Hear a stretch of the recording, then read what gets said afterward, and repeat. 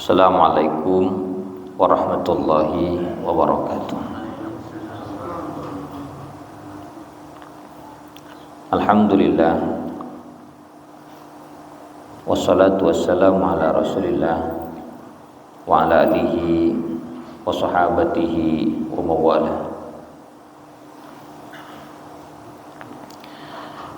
Allahumma anfa'na bima 'allamtana wa 'allimna ma yanfa'una wa zidna ilma.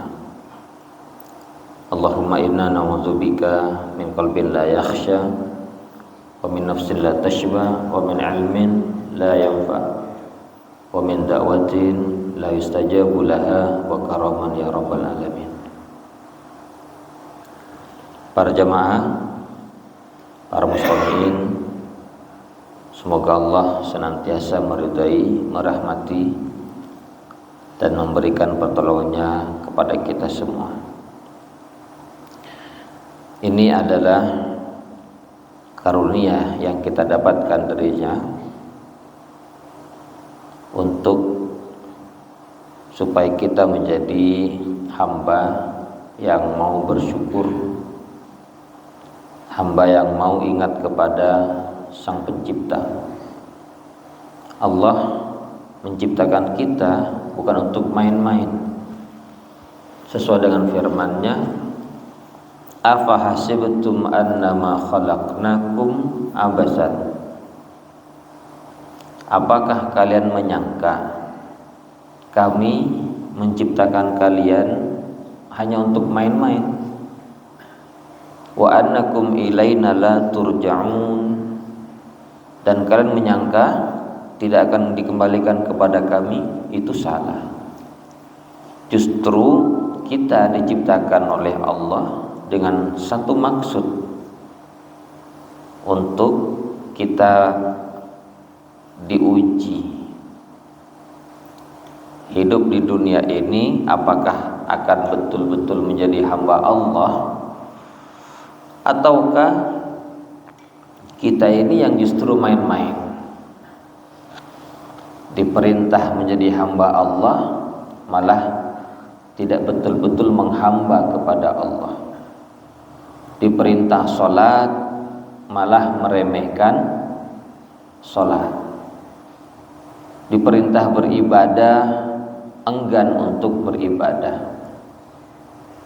Tapi kalau urusan dunia sungguh-sungguh kita, sampai ada orang yang membuat keyakinan sendiri, sholat itu yang penting ingat. Namanya apa itu? Islam ingat, Islam iling. Iya, orang ngaku Islam tapi dalam beribadah yang penting ingat saja.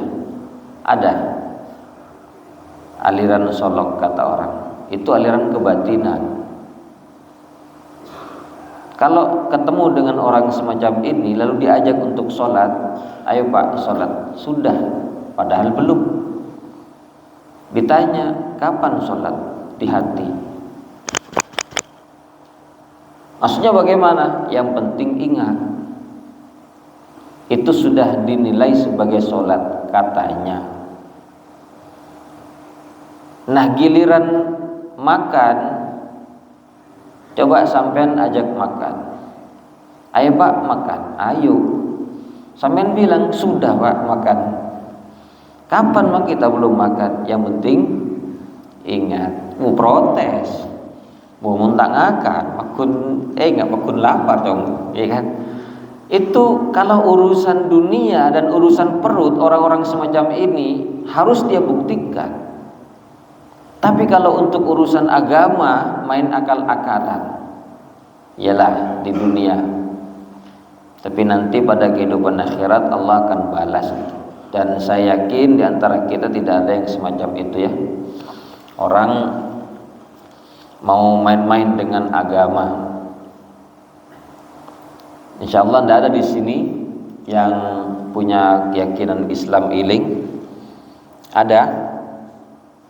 Kalau ada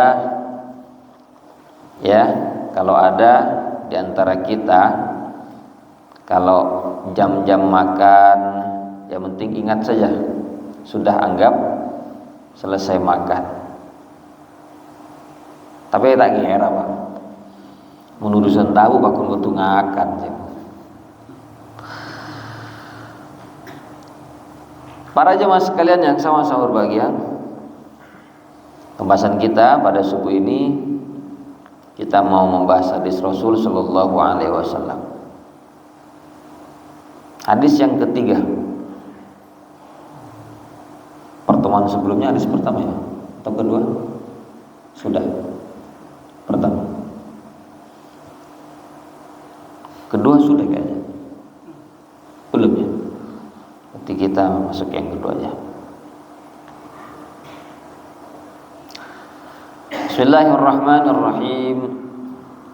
Qala al-Imam al-Bukhari radhiyallahu anhu, berkata al-Imam al-Bukhari, semoga Allah meridainya, an Ubadata ibni Samiti anna Rasulullah sallallahu alaihi wasallam, dari Ubadah bin As-Samit bahwa Rasul sallallahu alaihi wasallam ta'ala ilaihi wa alihi wasallam qala, bersabda, bay'uni ala alla tusyriku billahi syai'an, berbaiatlah kalian kepadaku untuk kalian tidak berbuat syirik kepada Allah sedikit pun, wala tasriqu, dan jangan mencuri, wala taznu, dan jangan berzina, wala taqtulu auladakum, dan jangan membunuh anak-anak kalian, wala ta'tu bibuhtanin, dan jangan berbuat dusta, taftarunahu baina aidikum wa arjulikum, yang kalian kerjakan di antara, yang kalian adakan di antara tangan dan kaki kalian, wala ta'su fi ma'rufin, dan jangan kalian melanggar dalam hal yang ma'ruf. Faman waffa, barang siapa yang menunaikan minkum di antara kalian, fa ajruhu 'ala Allah, maka pahalanya atas Allah. Wa man asaba min dzalika syai'an, dan barang siapa yang melakukan dari itu sedikit pun, fa uqiba fid dunya, maka dia disangsi di dunia, fahuwa kafaratun lahu, maka ia menjadi penghapus baginya, penghapus dosa. Wa man asaba min dzalika syai'an, dan barang siapa yang melakukan dari itu sedikit pun, summa satarakullahu azza wa jalla, kemudian Allah tutup, fahuwa ilallah, maka dia tergantung kepada Allah. Insya'a afa anhu, tergantung kepada Allah nanti pada hari kiamat. Jika Allah berkehendak, Allah langsung ampuni. Wa insya'a aqabahu, tapi kalau Allah berkehendak lain, Allah siksa dulu di neraka. Fabaya'nahu ala zalika, maka kami membaiatnya atas hal tersebut. Berarti di sini kita membicarakan beberapa persoalan tentang Rasulullah sallallahu alaihi wasallam membaiat para sahabat yang baru masuk Islam, terutama ketika Rasul sallallahu alaihi wasallam menaklukkan, ketika Rasulullah sallallahu alaihi wasallam mendakwakan Islam. Nah, ini merupakan di antara ajaran yang dibawa oleh Rasulullah sallallahu alaihi wasallam. Apa di antaranya? Ketika sudah bersyahadat di depan Rasul, maka Rasul mengikat janji. Di antara janjinya adalah supaya kalian tidak menyekutukan Allah sedikit pun. Karena yang namanya dosa syirik atau menyekutukan Allah adalah dosa turun-temurun, dan ini merupakan dosa yang paling besar, menyekutukan Allah. Sejak zaman Nabi Nuh alaihi salam, dosa menyekutukan Allah ini sudah terjadi. Dalam hadis Rasul sallallahu alaihi wasallam menjelaskan bahwa antara Nabi Adam sampai Nabi Nuh itu terpaut 10 generasi. Nabi Adam punya putra. Berapa putra Nabi Adam? Dalam sebuah riwayat memiliki putra 40. Cuman yang sering kita dengar seperti diceritakan dalam surat Al-Maidah, ada 2, Qabil dan Habil. Tapi total putranya ada 40 dari satu istri. Tak mungkin punya 2 istri ya. Terus kemudian memiliki cucu, berarti generasi selanjutnya. Terus sampai 10 generasi tinggal di Babilonia. Para ulama berbeda pendapat kalau umpama satu generasi berusia 1000 tahun,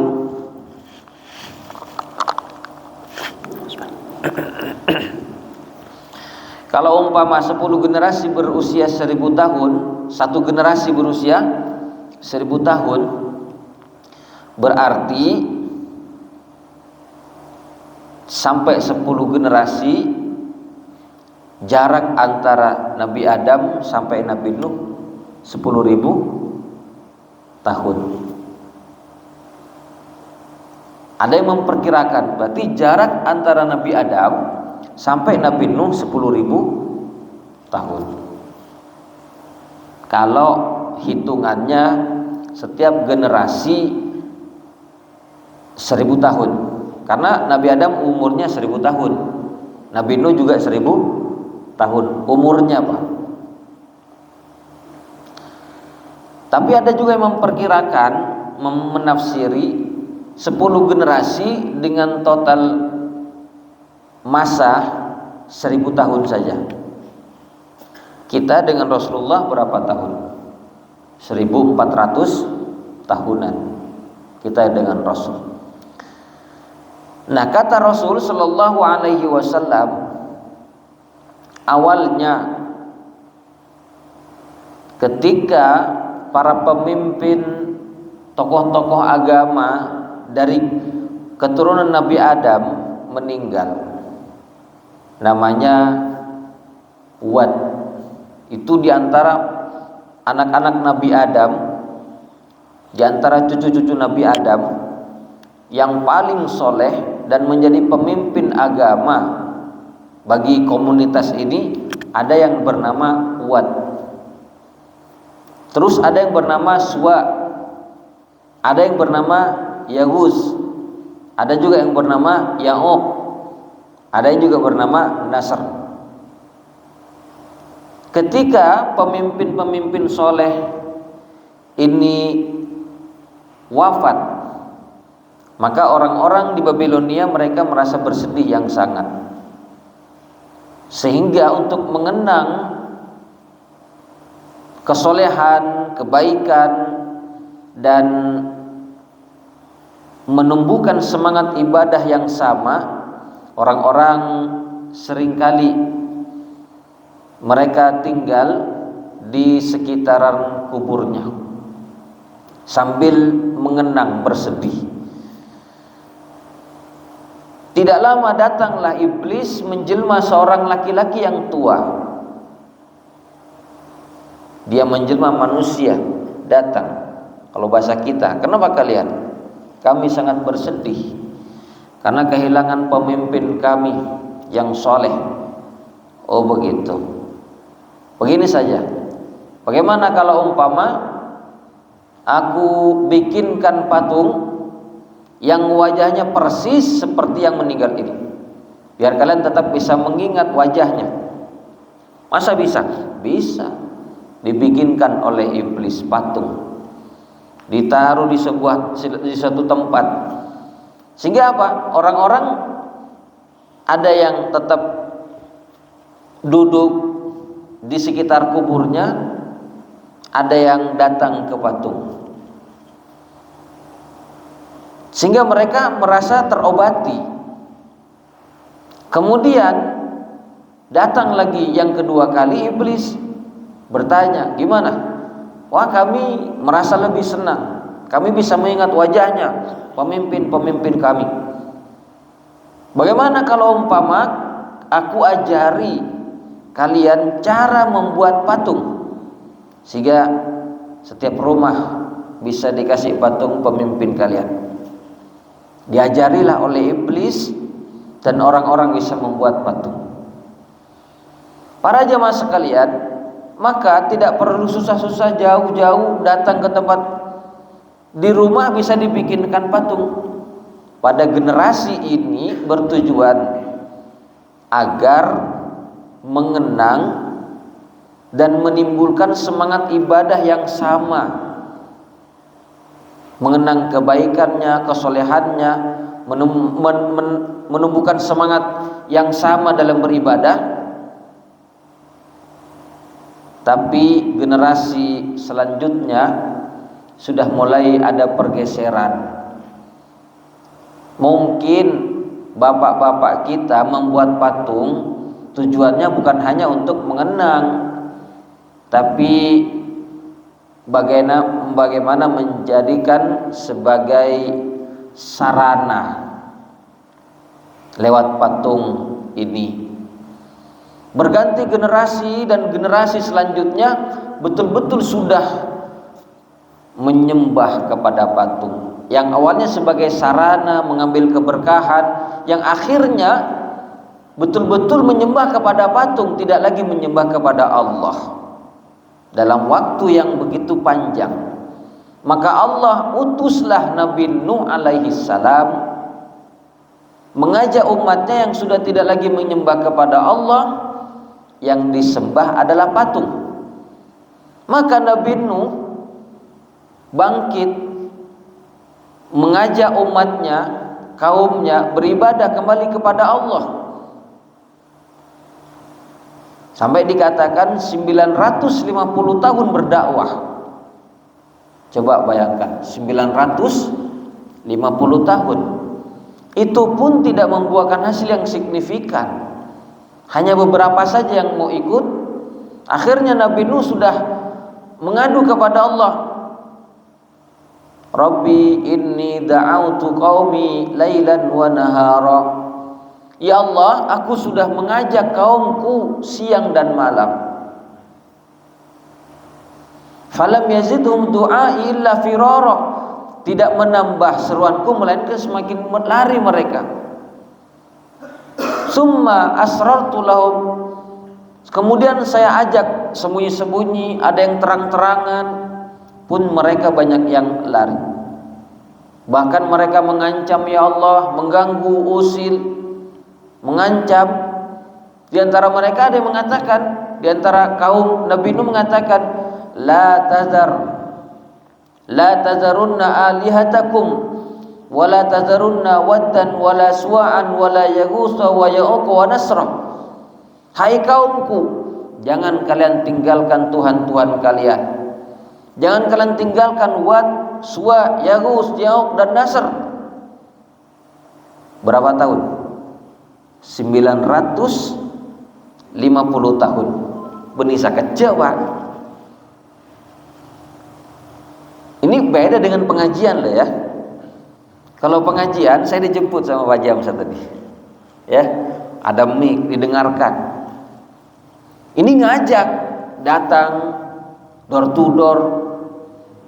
Ketika kumpulan diajak kembali kepada Allah, penentangan demi penentangan. Itu kesyirikan pertama yang terjadi pada umat manusia di zaman Nabi Nuh alaihi salam. Para jamaah sekalian, maka sudah begitu panjangnya Nabi Nuh berdakwah, beliau akhirnya mengadu, Rabbi la tazar alal ardi minal kafirina dayyara. Ya Allah, jangan kau biarkan di dunia ini orang-orang kafir hidup. Innaka intazarhum yudillu ibadaka wa la yalidu illa fajiran kafar. Kalau engkau membiarkan mereka hidup di dunia ini, pasti melahirkan generasi yang sama juga, sama-sama kafirnya. Ingkar kepada engkau, tidak menyembah kepadamu, malah menyembah kepada patung-patung berhala yang dibikin. Akhirnya Allah menerima doa Nabi Nuh. Diperintahlah Nabi Nuh membuat kapal laut, dibikin di atas gunung. Umat Nabi Nuh mencemooh, menertawakan.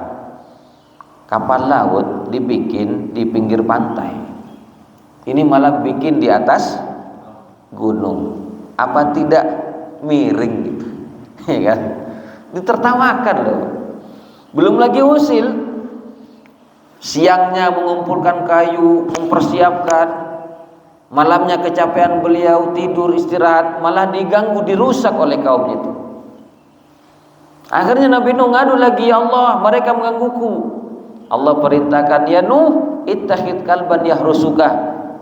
Kamu latih anjing, kamu ambil anjing jadi penjagamu. Dilatih. Singkat cerita, ketika Nabi Nuh sudah selesai membuat kapal, dan Allah akhirnya menurunkan hujan dari langit, air dari bumi yang memancar, bertemulah air dari langit dan dari bumi sampai menjadi banjir yang begitu besar. Gunung pun tenggelam. Faltaqal ma ala amrin qad qudir. Bertemulah air sesuai dengan yang telah ditakdirkan oleh Allah Subhanahu wa taala. Akhirnya Nabi Nuh membawa umatnya masuk ke dalam kapal. Yang mau beriman, yang tidak beriman ditinggalkan. Mati yang tidak beriman, yang masih hidup Nabi Nuh dan beberapa umatnya yang tidak banyak. Maka setelah ada yang mengatakan sampai 3 hari banjir itu, tenggelam lah Pak, gunung tenggelam. Berarti manusia oleh Allah dihapus sudah. Tinggal Nabi Nuh lagi generasinya. Ada yang mengatakan 40 hari banjir itu sampai airnya menyusut.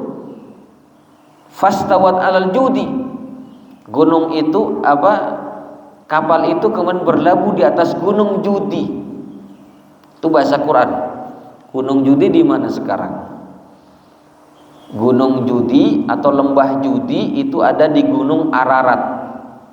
Gunung Ararat ini terletak di wilayah Turki Selatan, perbatasan dengan Suriah.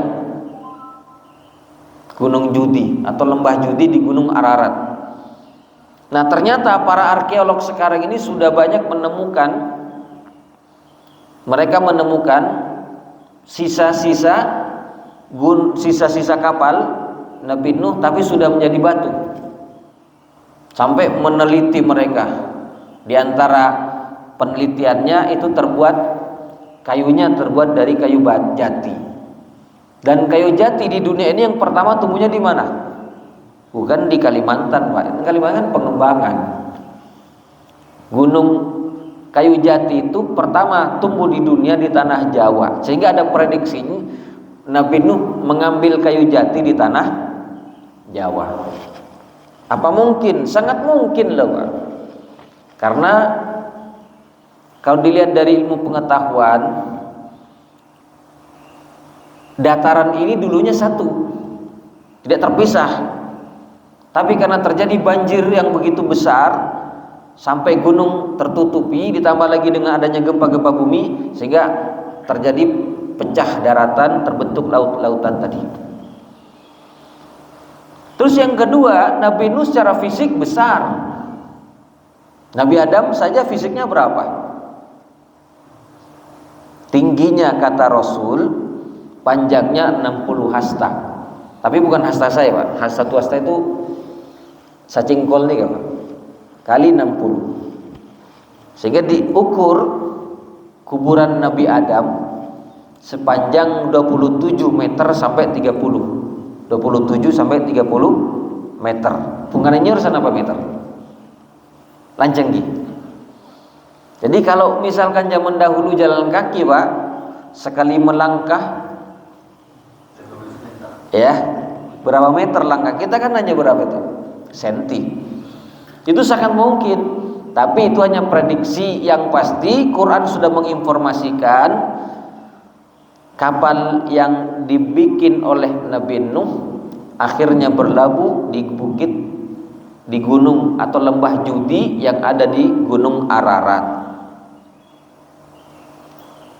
Kembali setelah Nabi Nuh akhirnya selamat dan beberapa umatnya, Nabi Nuh akhirnya kembali menikah. Beliau menikah, memiliki istri dan memiliki keturunan, memiliki anak. Anaknya 3, Ham, Sam, dan Yafid. Ham ini nanti melahirkan generasi orang-orang seperti orang Arab, orang Persia, orang Romawi yang berhidung mancung. Sam ini melahirkan generasi orang-orang berkulit hitam, Sudani, Negro. Sedangkan Yafid melahirkan generasi orang-orang berhidung pesek, orang-orang bermata sipit, kulit sawo mateng. Ya jenis kita, Pak. Ya, Bang Melayu, Cina itu generasi keturunan dari Yafid bin Nuh. Dan Nabi SAW akhirnya juga melanjutkan setelah Nabi diutus, umatnya yang tidak beriman dihancurkan karena menyembah kepada selain Allah, berbagai dosa dikerjakan. Allah utus Nabi, kalau diterima diselamatkan, kalau ditolak, ditentang, didustakan, dihancurkan. Dan begitulah sejarah terulang sampai pada zaman Nabi kita Rasulullah Sallallahu Alaihi Wasallam. Maknanya apa? Sejarah terulang, hanya waktu dan pelaku yang berbeda. Jadi di zaman Rasul kembali terjadi yang namanya penyembahan terhadap patung-patung dan berhala di zaman Rasulullah. Makanya hadis yang pertama kita kaji adalah tentang Rasul Shallallahu Alaihi Wasallam menerima wahyu yang pertama. Beliau bermimpi seolah-olah ada di waktu subuh. Kalau di waktu subuh berarti setelah datang kegelapan sebentar lagi akan datang siang, akan datang cahaya, akan terang. Yang berarti setelah masa kejahiliaan, penyembahan kepada selain Allah, berbagai macam bentuk kejahilian yang terjadi, sejak saat itu Rasul bermimpi menunjukkan akan datang kebenaran Islam. Maka Rasulullah akhirnya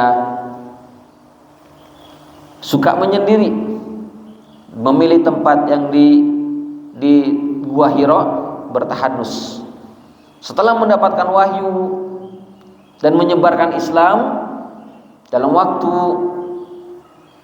beberapa tahun, maka Rasul kedatangan orang-orang yang ingin menerima ajaran Islam. Di antaranya datang dari Yasrib. Yasrib itu dulu namanya kota Yasrib, yang kelak akan berubah menjadi nama Madinatun Nabi Sallallahu Alaihi Wasallam, kotanya Nabi, atau sekarang kita nyebut dengan kota Madinah. Dulu namanya Yasrib. Ketika Rasul belum hijrah ke Yathrib, belum mendirikan Madinah Munawwarah, Rasul tinggal di Mekah, berdakwah selama 3 tahun, sembunyi-sembunyi kepada kerabat yang terdekat, yang memungkinkan dia menerima, kepada sahabat karibnya, sembunyi-sembunyi menyampaikan inilah kebenaran Islam.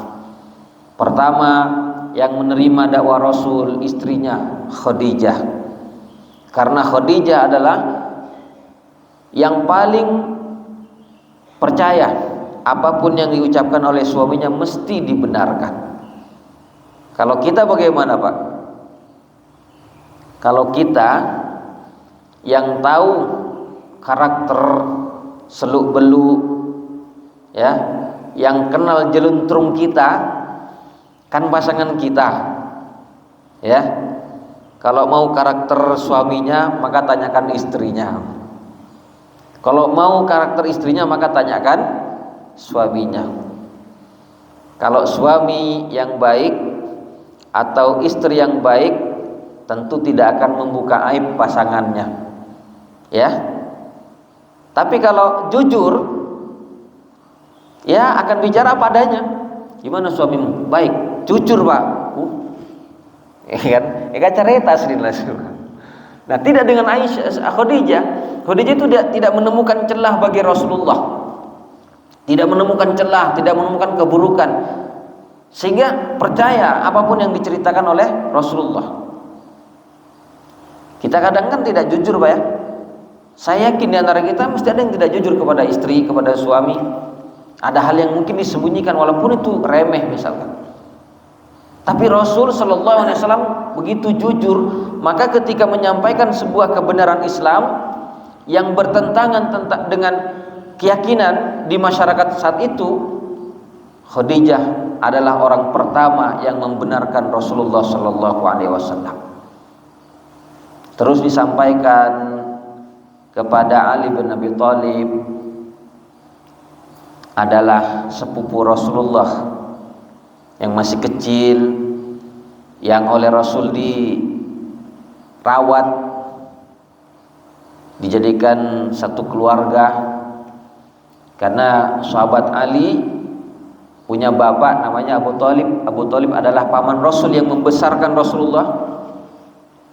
Terus Rasul berdakwah menyampaikan Islam kepada teman terdekatnya yang paling dekat, Abu Bakar As-Siddiq, yang selalu membenarkan apapun yang disampaikan Rasul, pasti membenarkan sejak awal sebelum Islam diturunkan.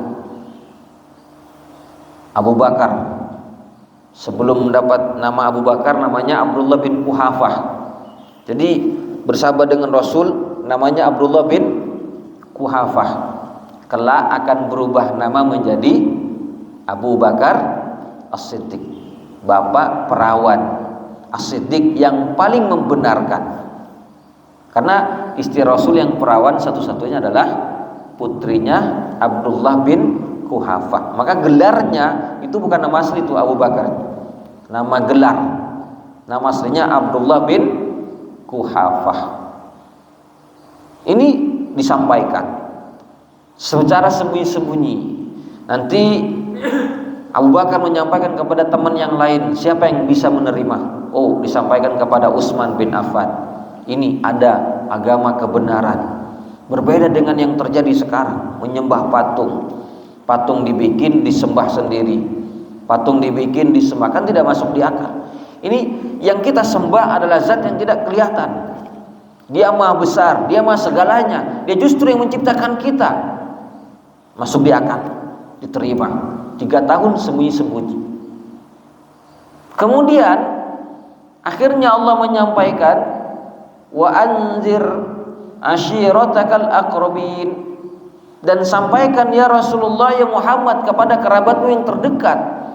Artinya dakwah sekarang terang-terangan, sudah selesai masa dakwah sembunyi-sembunyi. Akhirnya Rasul Shallallahu Alaihi Wasallam mengumpulkan orang-orang di Mekah, berdiri di bukit Sofa, memanggil, hai orang Arab, hai orang Arab, kesini kumpul. Hai keluarganya, Bani Adi, dipanggil semuanya. Kalau orang-orang Arab ketika mendengar Rasul memanggil, pasti mereka tertarik. Karena Rasulullah sallallahu alaihi wasallam terkenal jujur setanah Arab, bukan hanya di Mekah, setanah Arab itu sudah terkenal Rasulullah jujur sebelum jadi nabi. Jadi kalau ada nanya Muhammad, mesti gelarnya Al-Amin. Maka ketika Rasul memanggil-manggil, mengumpulkan, orang-orang tertarik. Ada apa gerangan? Mesti ada yang sesuatu yang luar biasa ini. Berkumpullah Rasul, orang-orang bertanya, bagaimana seandainya aku sampaikan berita di balik gunung sana ada musuh yang mau menyerang kota Mekah, kalian percaya tidak? Kami tidak pernah mengetahui engkau berkata dusta. Kata orang-orang, kami mesti percaya. Karena tidak mungkin Rasul mengabarkan sesuatu yang dusta.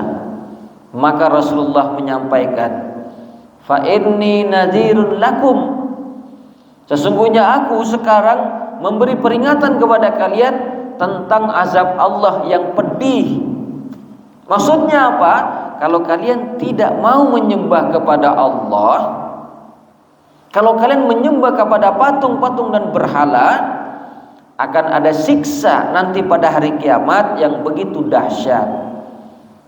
Nah, ini yang akhirnya ditentang oleh Rasulullah SAW. Hanya mengajak kepada Islam, termasuk yang menentang pamannya sendiri yang bernama Abu Lahab. Abu Jahal juga paman, cuman paman erengan. Kalau Abu Lahab itu paman asli, ya, putranya Abu Thalib, Abdul Muthalib, saudara lain ibu dengan Abdullah, saudara lain ibu, satu bapak, namanya Abu Lahab. Tabbanlah ya Muhammad, celaka engkau ya Muhammad, alihada jama'atana, hanya untuk ini engkau kami dikumpulkan, tujuan hanya ini, kami pikir mau bagi-bagi misalkan, ya. Subhanallah, kalau bagi-bagi saya yakin rame Pak. Tahu sendiri kan kalau ada acara bagi-bagi full. Tapi kalau untuk urusan ini urusan agama, ya begini-begini. Maka Allah Subhanahu wa taala akhirnya menurunkan surat Tabbat yada abi lahabi wa tab. Celakalah kedua tangan Abu Lahab. Ma aghna anhu maluhu wa ma kasab. Tidak berguna hartanya dan apa yang dia usahakan. Apa yang diusahakan? Dalam tafsir anaknya tidak berguna, tidak akan memberi syafaat. Sayasla naron dzata lahab. Kelak dia akan masuk ke dalam neraka yang apinya menyala-nyala. Wa imra'atuhu hammalatal hatab. Dan istrinya akan membawa kayu bakar untuk dibakar. Maksudnya apa? Istrinya pun juga akan masuk neraka. Hammalatal hatab fi jidiha hablun mim masad. Di lehernya ada tali dari api. Turun ayat ini sampai ke telinga Abu Lahab, sampai ke telinga istrinya Abu Lahab, tersinggung Pak. Masa saya mau masuk neraka? Dicari-cari Rasulullah Sallallahu Alaihi Wasallam oleh bibinya, dicari mana itu Muhammad. Rasul dengan sahabat Abu Bakar sedang duduk, dicari mana Muhammad itu. Rasul santai, tenang. Sahabat Abu Bakar, ya Rasulullah, engkau dicari oleh bibimu. Santai Rasulullah, dicari. Sampailah di depan Abu Bakar, mana itu Muhammad? Katanya mengatakan begini. Saya mau masuk neraka. Subhanallah. Rasul santai. Tapi anehnya tidak melihat kepada Rasulullah. Padahal duduk di sampingnya Abu Bakar.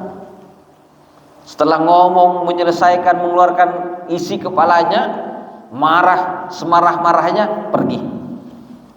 Bertanya, ya Rasulullah, kenapa dia tidak menghadap engkau, dia malah memarahi aku?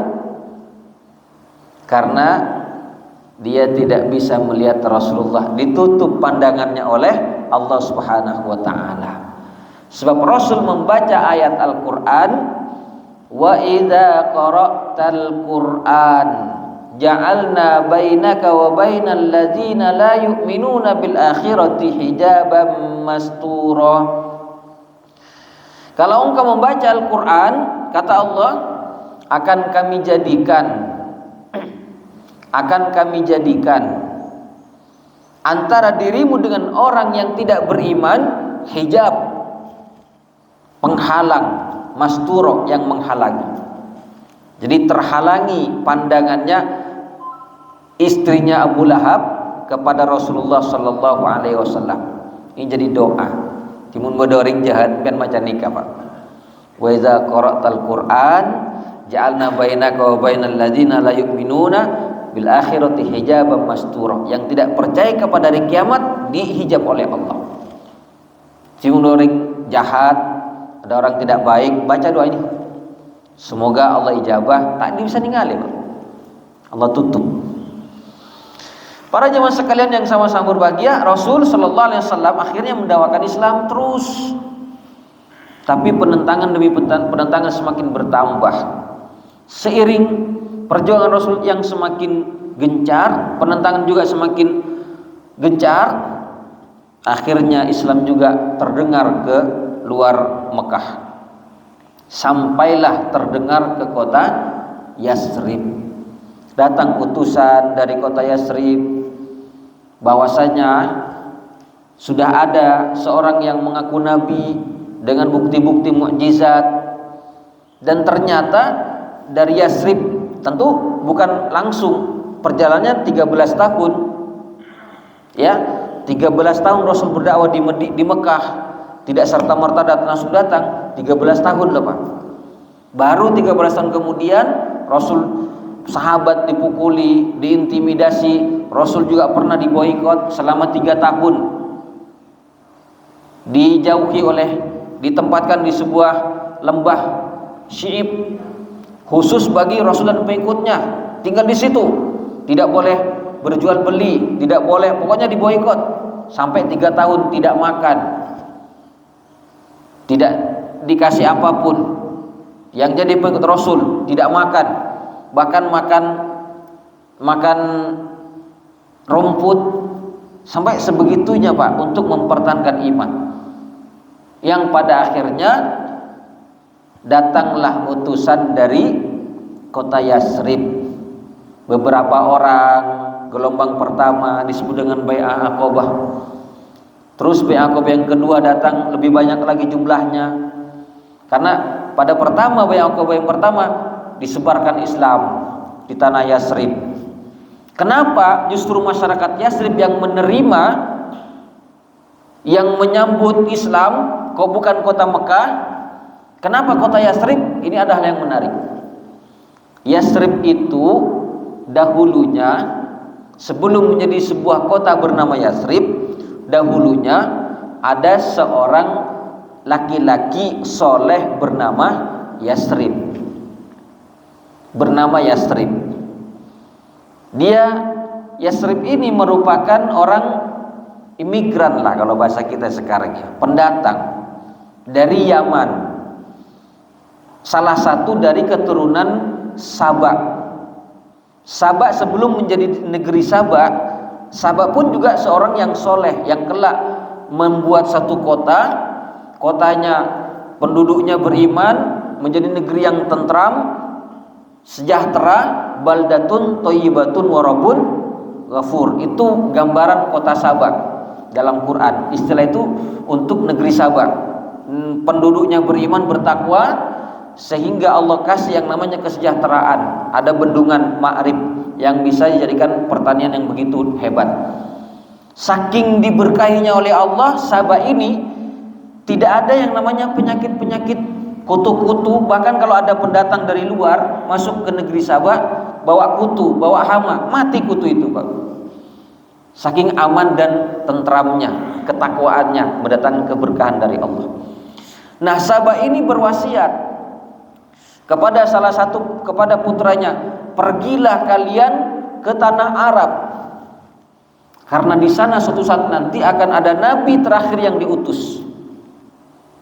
Pergilah Yasrib ke tanah Arab. Tapi sampai di sana belum ada nabi, maka Yasrib itu menulis surat wasiat kepada keturunannya. Kelak kalau ada nabi yang muncul di tanah Arab, maka ikutilah.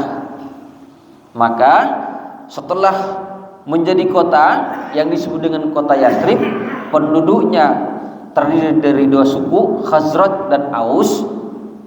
Maka suku Khazraj dan Aus inilah yang akhirnya menyambut Rasulullah, menyambut Islam.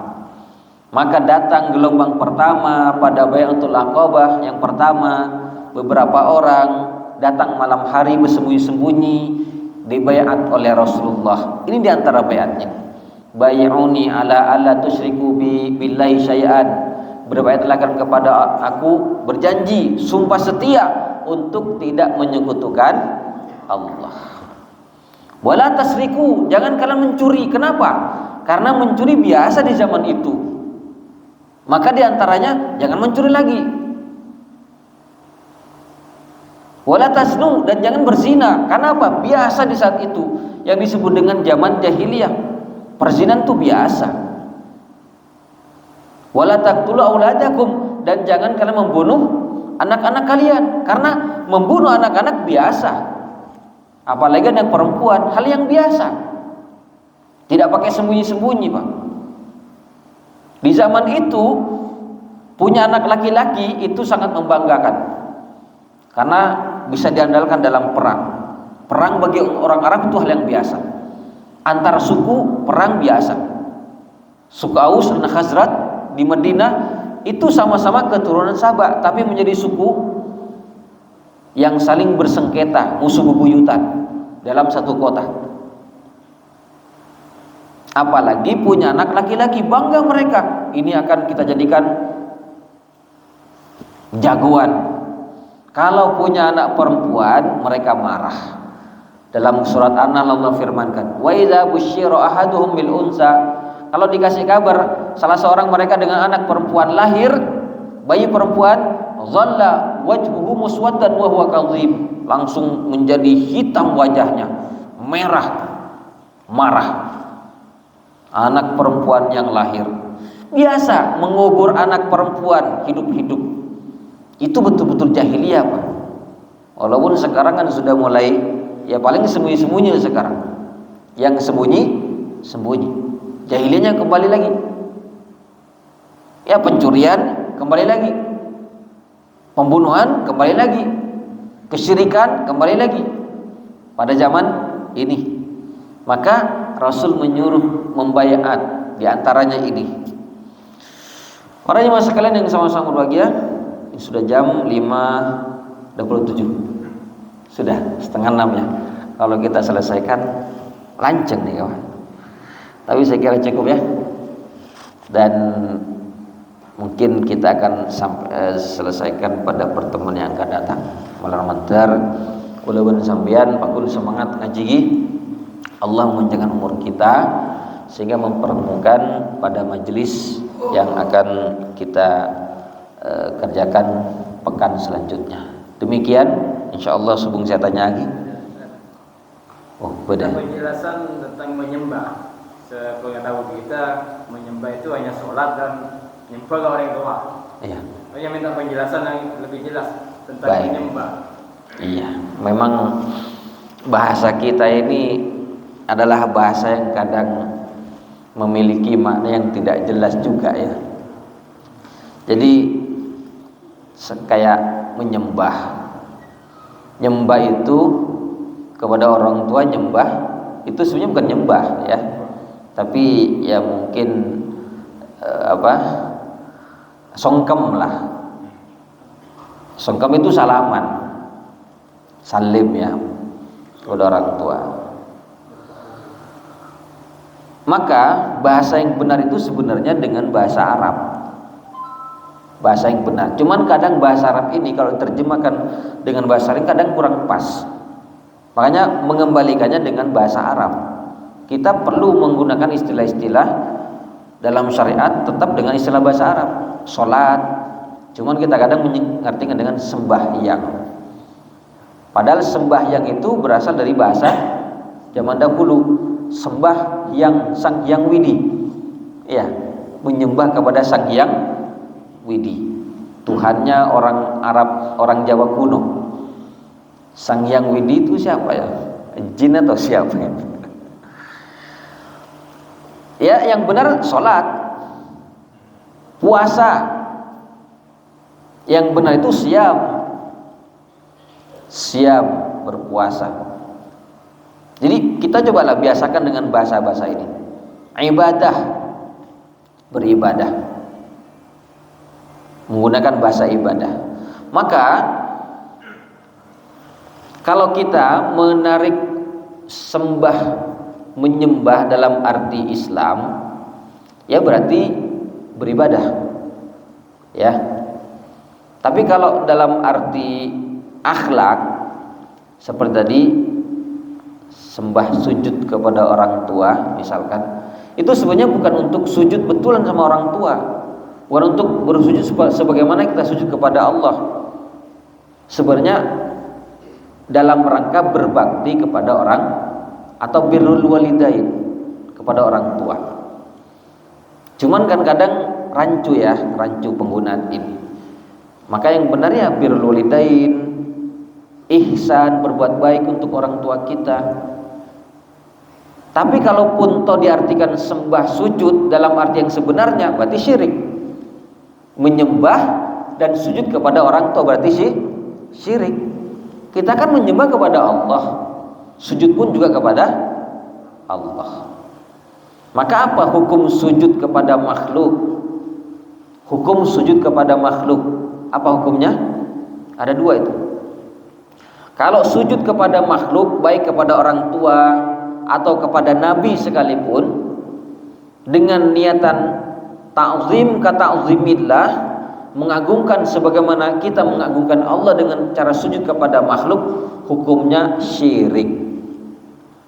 Jelas? Hukumnya adalah syirik. Tapi kalau kita sujud kepada makhluk dengan tujuan menghormati saja, bukan untuk menyembah, bukan untuk beribadah, niat menghormati saja, para ulama beda pendapat. Ada yang mengatakan syirik, tapi ada yang mengatakan itu dosa besar, bukan sampai tingkatan syirik. Terus ada yang bertanya, kan malaikat dulu diperintah oleh Allah sujud kepada Nabi Adam. Kenapa kok tidak diharamkan, malah diperintah usjudu li Adam fasajadu illa iblis. Malaikat sujud kalian kepada Adam, sujudnya penghormatan. Maka sujud semua menghormati kecuali iblis. Pertanyaan kan begitu. Maka di saat itu disyariatkan. Tapi pada umat ini, pada Rasulullah sudah tidak lagi disyariatkan, sudah dihapus sujud kepada makhluk. Maka kaidah fikih berlaku, syar'u man qablana syar'un lana malam yukhalif syar'ana. Syariat sebelum kita, sebelum Rasulullah, itu boleh menjadi syariat buat kita selama tidak bertentangan dengan syariat kita. Jadi syariat raja-raja pada zaman sebelum Rasul, kalau datang raja maka berdiri semua dengan menghormati. Menghormatinya mirip seperti malaikat hormat kepada Nabi Adam, yaitu menundukkan badan. Bukan sujud seperti dalam sholat, menundukkan badan. Ya. Nah, itu juga terjadi pada masa-masa kerajaan. Kalau datang rajanya menundukkan badan. Maka di zaman sebelum Rasul itu boleh, tapi sejak Rasul diutus akhirnya dihapus dan tidak boleh lagi diharamkan. Berarti sampai sekarang kita tidak boleh menundukkan badan sampai begitu, apalagi sujud, itu haram. Kalau dalam kitab Sulam Taufik, itu dikatakan Pak ya, ngoning kitab Sulam Taufik yang diajar di pondok-pondok pesantren, kitab kuning. Inkhifadur ra'si makruh. Menundukkan kepala kepada orang itu makruh. Jadi ngani kami makruh, Pak. Apalagi sampai menundukkan badan, apalagi sujud, ya haram. Gimana caranya? Ya sudah, ketemu assalamualaikum. Kalau Rasul ketemu dengan orang-orang, kalau jarak jauh, Rasul angkat tangan assalamualaikum sebagai bentuk penghormatan dan menyapa. Assalamualaikum. Ya. Kalau dekat, assalamualaikum, jabat tangan, itu Rasul. Itu menghormatinya. Kalau Rasulullah dan para sahabat begitu. Kalau kita adat ketimuran, adat Jawa ya nunduk-nunduk, sore mbalo nyurut-nyurut. Itu kalau secara ilmu fikih berarti haram sudah tingkatannya, Pak ya.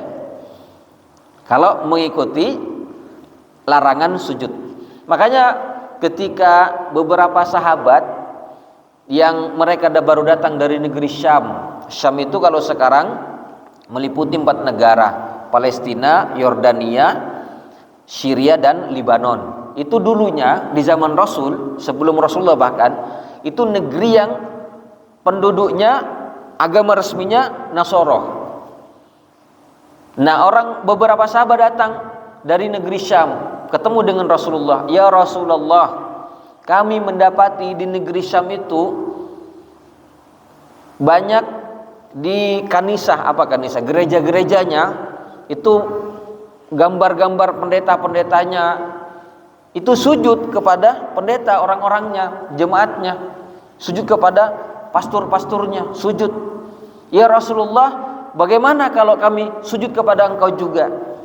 Minta kepada Rasul. Maka Rasul bersabda, lau kuntu amiran ahadan an yasjuda li ahadin la amartul mar'ata an tasjuda li zawjiha.